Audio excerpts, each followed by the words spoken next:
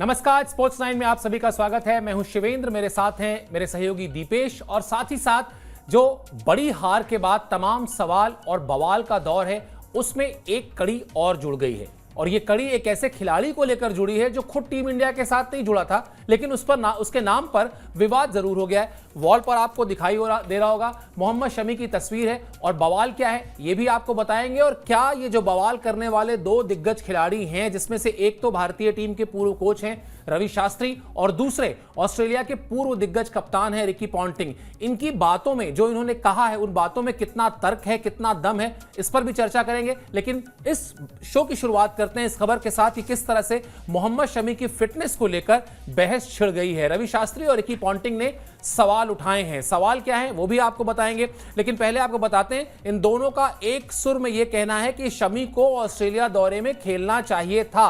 आखिर किस तरह से वो ये बात कह रहे हैं ये भी आपको हम जरूर बताएंगे शो के दौरान। आईसीसी के इंटरव्यू में ये बात रवि शास्त्री ने कही है और ये आपको पता ही है, ये जो कड़वा सच है वो यही है कि बॉर्डर गावस्कर ट्रॉफी में भारतीय टीम को 3-1 से हार का सामना करना पड़ा था।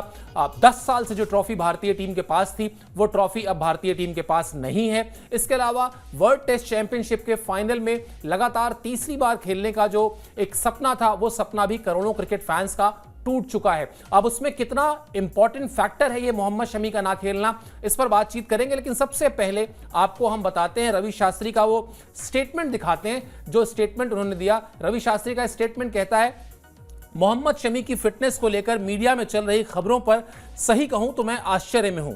यह समझ से परे है कि शमी को आखिर हुआ क्या है, वो फिट कब होंगे। वो लंबे समय से एनसीए में हैं, उनको लेकर सही जानकारी क्यों नहीं मिल रही है। उनकी जैसी योग्यता के खिलाड़ी को मैं ऑस्ट्रेलिया जरूर ले जाता, मैं होता तो उन्हें टीम के साथ ले जाता, टीम के साथ ही फिजियो की निगरानी में उनका रिहैब होता। तीसरे टेस्ट मैच तक अगर वो फिट नहीं होते तो मैं उन्हें वापस भेज देता, लेकिन मैं उन्हें टीम के साथ लेकर जरूर जाता। अब पूरी कहानी दीपेश ना अब ये यू टर्न हो गया। शमी को लेकर जो मौजूदा लोग हैं, जो मौजूदा क्रिकेट में अपनी राय रखते हैं, चाहे वो रोहित शर्मा हो कोच के कप्तान के तौर पर, गौतम गंभीर हो कोच के तौर पर, अजीत अगरकर हो सिलेक्टर के तौर पर, या जसप्रीत बुमराह हो जिन्होंने पहले टेस्ट मैच में कैप्टेंसी की। हमने अभी तक स्ट्रैटेजी ये सुनी थी कि नहीं हो सकता है तीसरे टेस्ट मैच तक वो ठीक हो जाएं और उसके बाद वो जुड़े। रवि शास्त्री सिक्के का बिल्कुल दूसरा पहलू दिखा रहे हैं और मुझे पता नहीं क्यों वो पहलू बहुत तार्किक लग रहा है। वो ये कह रहे हैं कि साहब मैं अपने साथ ले जाता, टीम के साथ रखता, हमारी टीम के साथ भी फिजियो हैं, उनकी निगरानी में रिहैब होता, 3 मैच तक मैं देखता हूं उनको, अगर 3 मैच के बाद मुझे लगता कि अब ये नहीं खेल पाएंगे तो मैं वापस भेज देता। अब हालांकि रिजल्ट को जानने के बाद कहना आसान होता है, ये हम भी जानते हैं आप भी जानते हैं, लेकिन ये थ्योरी तो एग्जिस्ट करती है सर। बिल्कुल, और सबसे बड़ी बात ये है ना कि आप पूरी सीरीज में एक ही चीज देखते रहे कि बुमराह का साथी आपके पास नहीं है पूरी सीरीज में, तो फिर ये तो एक बिल्कुल मैं कहूंगा कि तर्क तो इसके साथ है कि भाई ऐसा हो सकता था कि टीम के साथ आप ले जा सकते थे और ऐसे ऐसे खिलाने का ट्राई कर सकते थे। दूसरी जो चीज मेरे को समझ में नहीं आ रही सर, जब बॉर्डर गावस्कर या फिर उससे पहले आप न्यूजीलैंड वाली सीरीज देखेंगे, उस दौरान मोहम्मद शमी जगह जगह जाके खेल रहे थे, T20 का भी मैच खेल रहे थे, उसके अलावा और भी बहुत सारे टूर्नामेंट्स खेल रहे थे, लंबे स्पेल्स भी फेंक रहे थे, प्रैक्टिस मैचेस भी खेल रहे थे। एक साइड न्यूजीलैंड से हमारी टीम हारती, दूसरी साइड वो तुरंत नेट्स में गेंदबाजी करने आ जाते हैं शुभमन गिल को। तो जब पूरी खिचड़ी पक गई, जब समझ में आ गया कि भाई अब मोहम्मद शमी की बहुत ज्यादा हमें कमी महसूस हो रही है, टीम बहुत ज्यादा मुश्किल में है उनके बिना, तब बीसीसीआई की तरफ से सफाई आई कि भाई उनको एक नई सूजन हो गई है। लेकिन जब तक पूरी तरीके से फिट थे, खेल रहे थे, सिर्फ एक चीज थी जो कि नहीं थी, वो था एनसीए का डिक्लेरेशन। अब वो क्यों नहीं आया? बाकी खेल भी रहे हैं, प्रैक्टिस मैचेस भी खेल रहे हैं, अब जाके डोमेस्टिक टूर्नामेंट्स भी खेल रहे हैं, नेट्स में भी लगातार तेज पूरा जोर लगा के गेंदबाजी कर रहे हैं, लेकिन टीम में क्यों नहीं उनकी एंट्री हो पाई, ये बड़ा सवाल है। ऊपर से मोहम्मद शमी खुद ये लगातार बार बार बोल रहे हैं कि भाई मैं तो ठीक हूं, खेल सकता हूं, मैं फिट हूं, मैं खेल सकता हूं, बट एनसीए की रिपोर्ट में, चलिए कई बार ऐसा हो जाता है कि खिलाड़ी को अपने आप से बहुत ज्यादा डेस्परेशन होती है टीम में वापसी करने की, लेकिन कई बार वो जो स्कैन्स में रिपोर्ट्स में 100 तरह की बातें आती है, लेकिन फिर भी ये चीज है कि थोड़ा सा चीजें यहां पे ऐसी हुई हैं कि सवाल बिल्कुल उठना चाहिए। अब लेट इतना उठा है कि टीम इंडिया वहां से हार के आ चुकी है 3-1 से ऑलरेडी वो सीरीज, उसका रिजल्ट शायद कुछ और हो सकता था अगर मोहम्मद शमी होते। हुआ भी है, पिछली बार जब 2018 में जीते थे तो शमी ने बड़ा अहम रोल वहां कहीं ना कहीं अदा किया था। और एक चीज है, अभी भी हमारा जो देश है ना, वो कहीं ना कहीं बुमराह का जो साथी है वो मोहम्मद शमी के अलावा और किसी को ढूंढ नहीं पाया। थोड़ा बहुत मोहम्मद सिराज ठीक है, लेकिन कंसिस्टेंसी की उनमें बड़ा एक कमी नजर आती है। वो मोहम्मद शमी आपके लिए पूरी कर देते हैं बहुत हद तक हर एक फॉर्मेट में। लेकिन बिल्कुल सर, तर्क इसके पीछे है कि अगर ऐसा ही था, इतनी गेंदबाजी भी अगर कर पा रहे थे कि 50 ओवर गेम खेल ले रहे थे, T20 खेल ले रहे थे, तो फिर ऐसी क्या समस्या थी कि टीम के साथ एटलीस्ट नेट्स तक नहीं पहुंच पाए या वहां अपनी फिटनेस साबित नहीं कर पाए। और ऑस्ट्रेलिया में क्या फिजियो नहीं है, वहां क्या टेक्नोलॉजी नहीं है, चीजें हो सकती थी। मेरा भी यही मानना है जो उन्होंने बात कही है। हालांकि ये चीज मेरे पहले दिमाग में नहीं है, क्योंकि पर्थ टेस्ट जीतने के बाद एक इमेज बन गई थी कि शमी की क्या ही जरूरत है जब दूसरे गेंदबाज कहीं ना कहीं काम कर रहे हैं। बट हाँ, इसके पीछे एक लॉजिक तो है, और उन्होंने भी 2 ऑस्ट्रेलियाई दौरे पर कहीं ना कहीं टीम इंडिया की कोचिंग की है, तो भाई बात में दम है उनकी में। बिल्कुल बात में दम है। और कुछ बेहतरीन जीत रवि शास्त्री के कोटे में एज अ कोच है, और इसलिए भी शायद ये बात उनकी दम है उस बात में। और अभी जिस शमी के डोमेस्टिक क्रिकेट में खेलने को लेकर बोर्ड ने क्या कहा बीच सीरीज में, उसको लेकर जो कुछ है वो सब आपको बताएंगे। लेकिन जो 2 बयान सबसे इंपॉर्टेंट हैं, जिसमें से रवि शास्त्री का बयान हमने आपको दिखाया, उस पर बातचीत की। अब आपको रिकी पॉन्टिंग का बयान दिखाते हैं। रिकी पॉन्टिंग भी वर्ल्ड क्रिकेट का बड़ा नाम है, और इतना बड़ा नाम है कि आपको बताने की जरूरत नहीं है कि वो किस तरह से। उनका यह कहना है कि शमी को टीम के साथ ना देखकर मुझे हैरानी हुई। शमी के होने पर एक और गेंदबाजी का विकल्प होता, भले ही वो अपने कोटे के सारे ओवर ना भी फेंकते तो भी मेरे ख्याल से वो बदलाव डाल सकते थे। सीरीज के शुरू होने से पहले मैंने 3-1 का स्कोर लाइन इसलिए कहा था क्योंकि मुझे पता था कि शमी नहीं खेल रहे हैं। अगर बुमराह के साथ सिराज और शमी होते तो ऑस्ट्रेलिया के लिए कहानी ही अलग होती। अब ये रिकी पॉन्टिंग कह रहे हैं दीपेश, अगर ये बात कोई भारतीय खिलाड़ी कह रहा होता ना, तो एक बार आप कहते भी कि यार एक तो हार गए, उसके बाद भी मतलब ये अब तो मीन में एक निकालने वाली बात है। लेकिन यहां पर ये बात रिकी पॉन्टिंग कह रहे हैं। रिकी पॉन्टिंग भी, और उनका भी एक तर्क है, मतलब एक आइडिया आपको रवि शास्त्री ने दिया कि आप उनको ले जाते, 3 मैच तक देखते, अगर नहीं फिट होते तो वापस भेज देते। भाई ऐसा कोई दिक्कत थोड़ी ना 3 मैच के बाद वापस भेजने में। रिकी पॉन्टिंग का कहना है कि अगर मान लेते हैं आप बाकी गेंदबाजों से एक मैच में 25 ओवर करा रहे हैं, या बुमराह से तो आपने 52 ओवर करा दिए, उनसे 40 करा लेते, 35 करा लेते। लेकिन वो जो हमने, जहां से आपने अपनी बात शुरू की कि हमने जो पूरी सीरीज के मैचेस में बुमराह के जोड़ीदार के तौर पर विकेट के दूसरे छोर पर एक तेज गेंदबाज को मिस किया, एक हंटिंग पेयर जो हम कहते हैं, चाहे वो चलिए अब इतिहास में कहा जाए कि सरफराज नवाज से लेके इमरान खान से लेके वो जो पेयर थे, लेकिन हाँ उस तरह का एक पेयर जो इंडिया ने डेवलप किया पिछले तकरीबन 1 दशक में, वो शमी और बुमराह का ही है। दोनों एक दूसरे के को बहुत जेल करते हैं, दोनों एक दूसरे के स्ट्रैटेजीज को समझते हैं। जैसे बल्लेबाज इशारों में बात करते हैं, वैसे वो दोनों भी इशारों में बात करते हैं। अगर वो थोड़े कम ओवर भी फेंकते, क्या तब उनके साथ खेलना ठीक नहीं रहता? बिल्कुल सर, आप कंपैरिजन अब हमने किया कि बुमराह ने डाले हैं इतने ओवर, 152 करीब ओवर उन्होंने डाले हैं, उसके अलावा उतने ही डाले, 140 समथिंग डाले मोहम्मद सिराज ने। अगर आप 100 भी डलवा देते पूरी सीरीज में, मैं कह रहा हूं चलिए 90 भी डलवा देते, तो कहीं ना वो शमी के जो ओवर है ना, हमने एक चीज देखी कि वर्ल्ड कप में जब 2023 के आए तो कितना लेट आए। स्पेल भी डालते थे, दूसरा स्पेल की शुरुआत करते थे जसप्रीत बुमराह और मोहम्मद सिराज। कई बार 5 से 6 ओवर में ही दूसरी टीम को निपटा देते थे।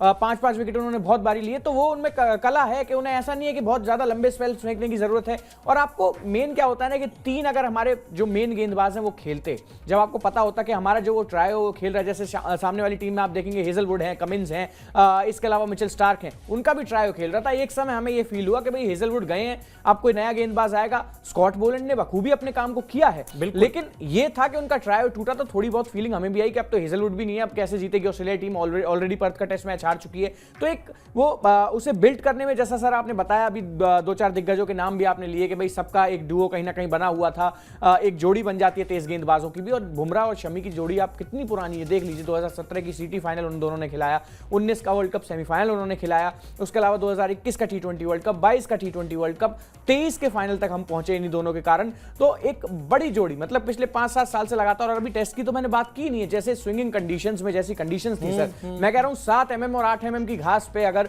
शमी को भी बुमराह के साथ लगा दिया जाता पहले स्पेल से, तो 10 ओवर में वो इतने इफेक्टिव नजर आते जितने जसप्रीत बुमराह नजर आए थे। और बैक स्पेजम की दिक्कत जसप्रीत बुमराह को भी थी, आपने जबरदस्ती उनसे इतने सारे ओवर करवा दिए, वरना कहीं ना कहीं ओवर तो उन्हें भी उतने डलवाने चाहिए थे जितने हम शमी से एक्सपेक्ट कर रहे थे। तो ये है हाँ ट्राई किया जा सकता था। और अब सर बात यह है ना कि रिकी पॉन्टिंग ने जो बात कही है उस पर सवाल इसलिए भी ज्यादा नहीं उठ सकते क्योंकि इकलौते यही थे जो बॉर्डर गावस्कर से सीरीज से पहले ये प्रेडिक्ट कर रहे थे कि 3-1 से भारतीय टीम ये सीरीज हारेगी। तो भाई उनका प्रेडिक्शन और उनकी जो एनालाइज करने की जो कहीं ना कहीं जो टेक्निक है, जो समझ है उनको क्रिकेट की, वो बात बिल्कुल सच है कि आपको शायद एटलीस्ट एक ही टेस्ट मैच के लिए, क्योंकि हमें टेस्ट सीरीज में सर ज्यादा कुछ चाहिए नहीं था, एक हमने जीत लिया था, एक और जीतना था। अगर शमी का उसमें थोड़ा बहुत भी योगदान हो जाता, अब रिजल्ट जो है वो निकल चुका है, बाद में कैसी भी बात की जा सकती है, लेकिन मैं यहाँ कंडीशंस के हिसाब से भी अगर बात करूं तो जिन घास वाली विकेटों पर बाकी गेंदबाजों ने गेंदबाजी करी या फिर हमें जबरदस्ती 2-2 स्पिनर लेके उन पिचेस पे उतरना पड़ा, अगर वहां एक मोहम्मद शमी और हो जाते इन दोनों के साथ तो मोहम्मद सिराज भी आपको और ज्यादा खतरनाक नजर आते। बुमराह तो बुमराह है ही, और फिर एक साथ देने वाला गेंदबाज आपके पास होता मोहम्मद शमी के रूप में। और मैं मानता हूं ऐसी कंडीशंस में जहां स्कॉट बोलैंड ने पूरी टीम इंडिया को नचा दिया, मोहम्मद शमी के होने पर कुछ ना कुछ कहानी और होती। बिल्कुल होती, और यही शायद जो कहते हैं ना दूरदर्शिता यही होती है। जो बात अभी आप रिकी पॉन्टिंग के लिए कह रहे हैं कि भाई वही थे जिन्होंने कहा 3-1, और उन्होंने भी बता दिया कि मैंने इसीलिए कहा था क्योंकि मुझे पता था कि शमी नहीं है। अब दूरदर्शिता क्या हो सकती है, इसके दो विकल्प तो आपके सामने ही आ गए कि भाई एक ऑप्शन, एक आपने तो क्या किया, आप लेकर ही नहीं गए, लेकिन ऑप्शन ए जो रवि शास्त्री ने रखा कि आप उनको ले जाते, 3 मैच तक आप उनको देखते, अगर वो फिट हो जाते तो आप उनको चौथे या 5वें मैच में खिला सकते थे और दोनों ही मैच का नतीजा बदल सकता था अगर मोहम्मद शमी होते तो। ऑप्शन 2 दूरदर्शिता का कि आप उनको ले जाते और जो वर्कलोड आपने 3 गेंदबाजों पर डाल दिया एक मैच में, उसकी बजाय अगर आप 4 गेंदबाजों पर डालते तो शायद किसी के साथ वो दिक्कत नहीं आती। क्यों वर्कलोड की चर्चा हो रही है वो भी आपको दिखा देते हैं। शमी की गैर मौजूदगी में बुमराह और सिराज का वर्कलोड बढ़ा। कैसे बढ़ा? सिराज ने 157.1 ओवर गेंदबाजी की और बुमराह को 5 टेस्ट में 151.2 ओवर गेंदबाजी करनी पड़ी। बुमराह चोटिल हुए और इसीलिए सिडनी टेस्ट की दूसरी पारी में वो गेंदबाजी ही नहीं कर पाए। और अब स्थिति यह है कि उनके चैंपियंस ट्रॉफी में खेलने पर खतरा है। ऑलमोस्ट मान के चलिए कि बहुत 50-50 जैसा चांसेस है, बल्कि 60-40 मान के चलिए। उसके अलावा जो इंग्लैंड के खिलाफ आप लिमिटेड ओवर सीरीज खेलने जा रहे हैं, वहां पर आपको सिराज को रेस्ट देना ही पड़ेगा। अब इन सारी बातों को अगर हम जोड़ दें तो मुझे लगता है कि ये तो कई तरह का नुकसान हो गया। हमने हम मान सकते हैं, हम ये कह दें कि चलिए ठीक है जी, शमी पूरी तरह फिट नहीं थे तो हमने उनके पर रिस्क नहीं लिया, लेकिन अब तो आप हर तरफ से रिस्क पे हैं। अब आप एक रिस्क आपके सामने जसप्रीत बुमराह का सबने देख ही लिया।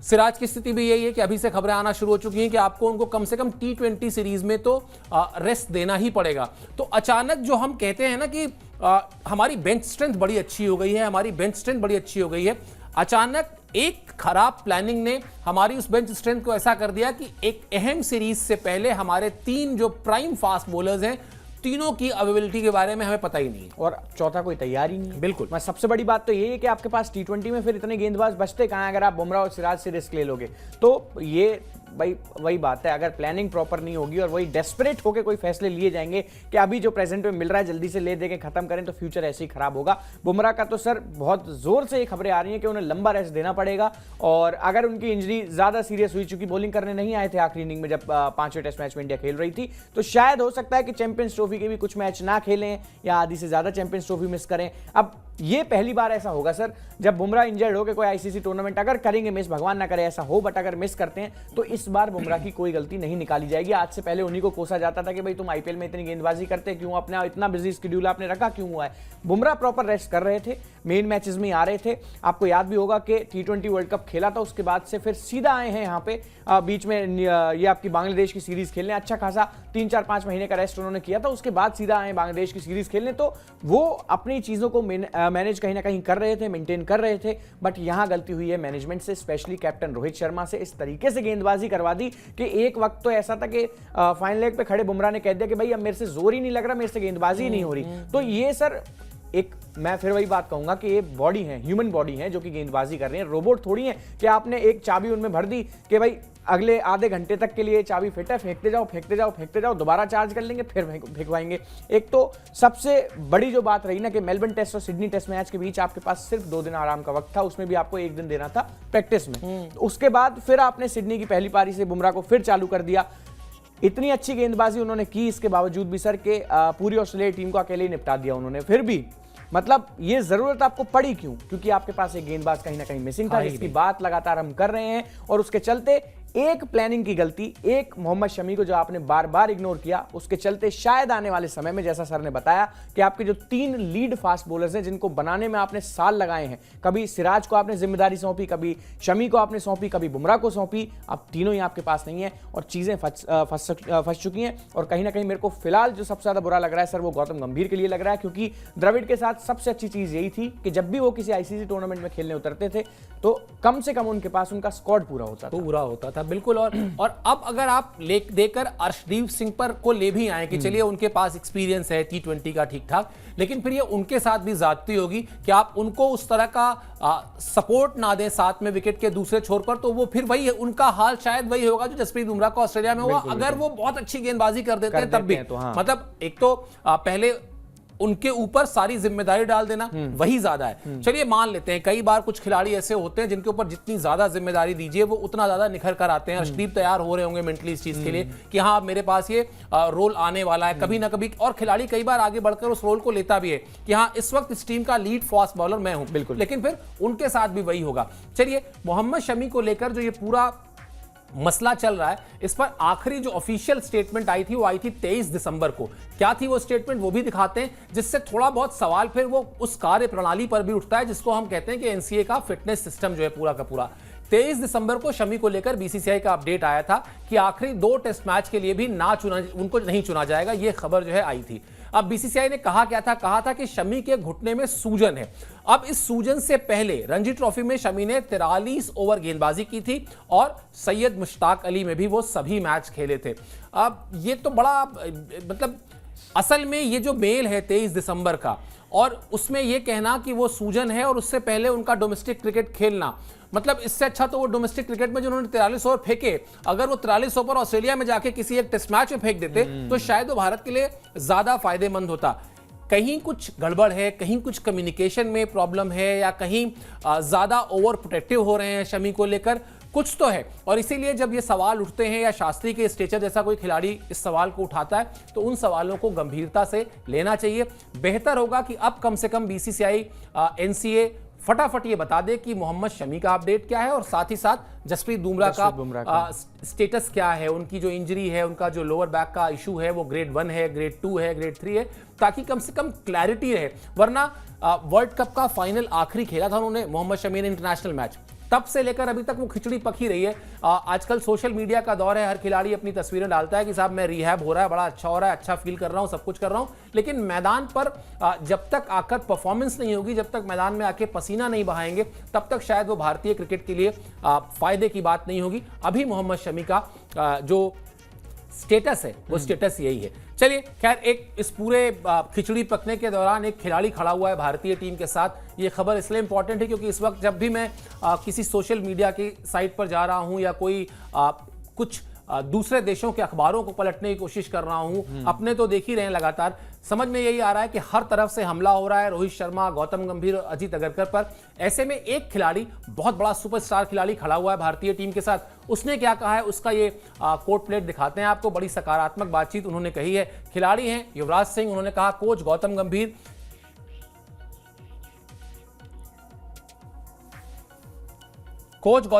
सेलेक्टर अजीत अगरकर, रोहित शर्मा इस वक्त क्रिकेट के सबसे बेहतर दिमाग हैं। इन्हें ही भारतीय क्रिकेट का भविष्य तय करना है। मुझे भरोसा है कि बीसीसीआई से इस बारे में बातचीत होगी, यहां से भारतीय क्रिकेट को किस तरह आगे लेकर जाना है। अब आप एक्सपेक्ट करते हैं अपने क्लोज फ्रेंड्स से, अपने साथ खेले खिलाड़ियों से, और युवराज सिंह ने ये कहा भी है कि जब हर तरफ से उंगलियां उठ रही हूं तो मैं समझ सकता हूं कि ये जितने भी नाम हैं, ये कितने ग्रेट नाम हैं, इन्होंने क्या किया है भारतीय क्रिकेट के लिए। और मुझे लगता है शायद दीपेश, आपने भी अपने करियर में जितना क्रिकेट देखा है, जितना फॉलो किया है एज अ जर्नलिस्ट भी और एज अ फैन भी, बहुत सारे इस तरह के डाउन्स हैं जहां हम बिल्कुल नीचे गए और फिर वहां से उठे हैं। आप ऐसे मुश्किल वक्त में साथ भी खड़े होना चाहिए। कुछ लोग ऐसे होने चाहिए जो आपके साथ खड़े हों, और अगर युवराज सिंह जैसा खिलाड़ी साथ में खड़ा हो तो फिर हौसला तो बढ़ता है। बिल्कुल सर, और मुझे तो सबसे जो कहते हैं ना कि एकदम सबसे फ्रेश जो इंसिडेंट याद आता है वो विराट कोहली का ही आता है। एक टीम जो हर टूर्नामेंट का सेमीफाइनल या फाइनल खेलती थी, उसको विराट कोहली के कप्तानी में आखिरी टूर्नामेंट में पहले दौर से बाहर होना पड़ता है। और उसमें भी सबसे खराब बात, चलिए आप तो ऑस्ट्रेलिया में ही हार के आए हैं, ऑस्ट्रेलिया में इतिहास हमारा पिछले 7 साल में अच्छा है, लेकिन उससे पहले क्या क्या हुआ था, हम हारते ही थे, ज्यादातर जीतते नहीं थे। मतलब पहली बार जीते 18 में, फिर 21 में जीते, लेकिन उससे पहले हारते ही थे।